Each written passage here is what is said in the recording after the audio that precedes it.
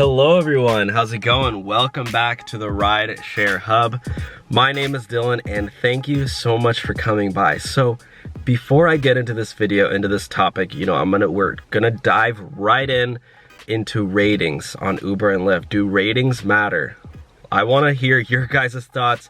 I'm gonna share my thoughts, but before I get into that, if you drive for Uber and Lyft and you have enjoyed any of my videos, or even if you're a new driver or a new watcher of my channel, please, all I ask is that you leave a thumbs up on this video. Literally, it takes 1 second. I know you're probably watching this and you're like, nah, I'm not gonna leave you a thumbs up. I don't know who you are. Trust me, it helps me a ton if you could just leave it a quick thumbs up. Thank you. And if you haven't yet, maybe you will by the end of this video. Okay, so I'm gonna jump right into this topic. I am pretty pumped because I did just get my new Uber stickers. I went to the hub yesterday because I needed to get my car inspected again. And yes, I did pass. I'm actually gonna make an update video on that. Just on the, the process of the inspection, how it goes. It's super easy if you're new. Takes literally 3 minutes, and I'll tell you what to look out for because I did almost not pass last year. But anyway, so I don't know if you guys heard, but there's just a big update in that Uber announced that passengers are now getting deactivated for low ratings. And so in today's video, I want to talk about driver ratings as well as passenger ratings, and do they really matter and what to look out for. So when you're driving for Uber and Lyft, when you get a ride request, you get from your passenger, you see their name and their rating. And on Lyft, you see a photo of them, and the time that the distance it takes to get away, that it takes to get to pick them up. So I usually accept, I would say 90% of my rides, even if it's a long pickup.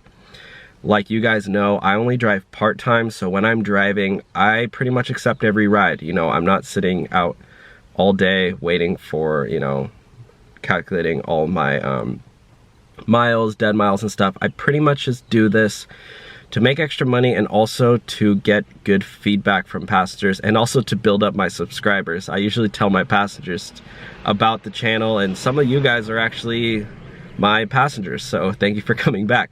But basically the 10% that I don't accept is if they have a super low rating. If the passenger rating is like 3.0, for example, I will just not accept them because I know that other drivers weren't satisfied with them, and based on statistics, I probably won't be satisfied with them either. And if they have an average rating of 3 stars, that means half of their drivers rated them 3 stars or below, meaning that they don't ever want to be paired with them again. So I don't want to run into that issue. Sorry, somebody's parking right in front of me. Probably wondering why the heck I'm filming. So passenger ratings are actually super important. If they're like I would honestly say a good cutoff is like 4.7. If they're above 4.7, usually they're fine. I actually, on my passenger, as an Uber passenger, my ratings has been like a 4.2 or something, because I have a bunch of old trips from when I would go out partying with like 5-6 people, and we're just, cause havoc, and drivers don't necessarily like that. But my rating has been slowly going up now that I don't party as much. So for passengers, do it at your own risk. Let me know. For me, my cutoff is 4.7. If they're below, I'll usually, maybe 4.6, 4.7. I usually just decline. But if they're higher than 4.6, I usually give them the benefit of the doubt. Maybe they're a new driver or a new passenger. They've only had a couple trips. Usually, yeah. That's my whole spiel on passenger ratings.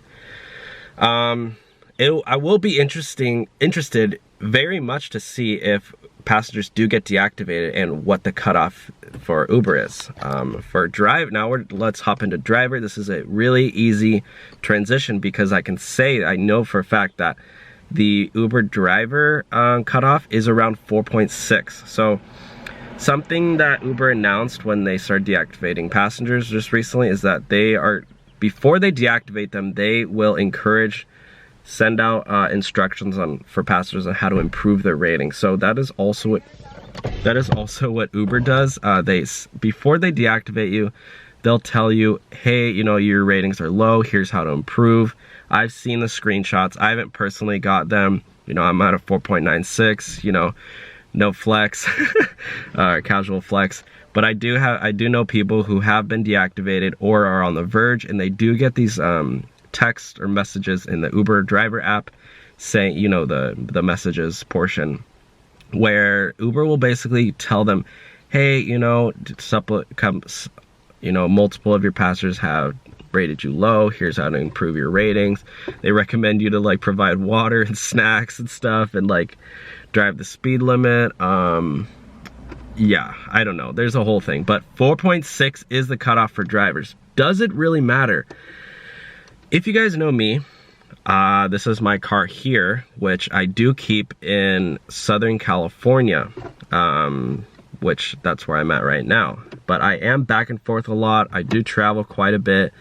When I do have a place also up in the Bay Area, and I do have a car there as well, but the parking is horrendous. So usually when I take short trips to like the gym or to the grocery store, parking is really limited, and it's also very expensive. So it's usually more cost effective and, you know, less of a liability, so I don't have to get into an accident when I'm driving, to just take an Uber or a Lyft. I've probably taken around 100 trips this year alone. Sometimes I've even taken 1, 2, 3 rides a day, just quick trips to the gym, because it's a little bit too far to walk. And sometimes I go at night, so it's, you know, not too safe. And what I can say is that I rarely look at the driver rating. And I'm like one to pay attention. And I've gone around and interviewed passengers at my school and my I still am technically a student there. And they do not care, guys. Driver ratings literally do not matter at all from the passenger perspective. If you are driving and you're like, you know, trust me, I'm in the Facebook group. If you want to join that, link in this description. A lot of drivers will say, oh my gosh, driver rated me 3 stars, or a passenger rated me 3 stars today, or 4 stars today. I always respond, guys, do not worry about it. In statistics alone, passengers are just gonna rate you poorly. It's, you know, it's like not everyone just clicks. You don't click with everyone. I have plenty of enemies, trust me. Many of you guys watching this leave hate comments on my videos, you know.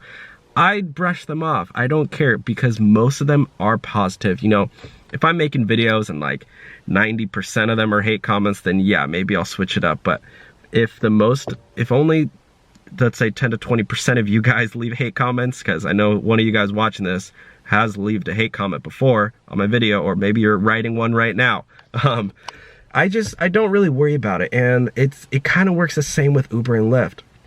Your passengers don't really care. And as long as you can stay above, you know, 4.6 is the cutoff, so I wouldn't try to get below 4.7. If you can stay above 4.8, literally, trust me, that is amazing. If you're 4.8 and above, you're fine. Don't worry, don't sweat it. If you can hit 4.9 and above, stellar. That's great. You have a nice little cushion gap. But again, 4.8, try not to go below 4.8, like I said, because then if you're going into 4.7, then you're a couple ratings away from that 4.6. But yeah, like I said, just try to, you know, I would say shoot for a 4.9 or above. But if you are at a 4.8, do not sweat it at all. You're fine. Again, this is just my personal advice. If you see your ratings do drop, try to look at what the passengers are saying. For me personally, and with my friends, the only time we ever rate drivers low is if they're speeding and if they're driving crazy. Like if they're breaking traffic laws, I personally just you know, I'm very, very cautious driver. And so if I have like a driver who's like either texting on their phone, or they're like, you know, they don't have a phone mount, they're looking at their phone, or if they're like, you know, braking, turning, you know, turning wrong, or like speeding or something, like if they're just driving dangerously, or if they like run a red light, trust me, I've had drivers who do that.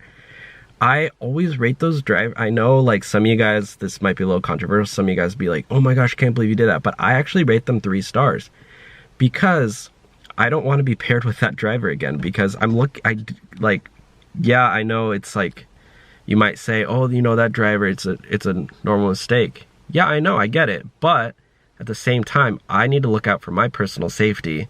And if I don't want, you know, that's the way the Uber and Lyft app are designed. Is if I don't like a driver, I'm gonna rate them 3 stars so I'm never matched with them again. That's literally how it works. So yeah, sorry if that is a little triggering for you guys, for you other drivers out there. But anyways, also shout out to my passengers. I never got your like email or anything, but shoot me an email or comment down below. I did want to give you guys some free merch because the 2 girls who were going to Vegas for the bachelorette party, I feel so funny, but I promised them that I would give them free merch, and then I kind of forgot to I gave them my channel, so I think they're watching, but just send me an email. It's in the bottom of the description. Anyways, guys, again, if you still haven't give this video a thumbs up and you're still watching this, please give this video a thumbs up. It helps me so much because basically it shows YouTube that I'm doing a good job and that now I can make more videos because I get more views. Anyways, guys, thank you so much. Have a great day. Make sure to like, comment, and subscribe so you never miss another video on Uber and Lyft. All right, I will talk to y'all soon. Bye, guys.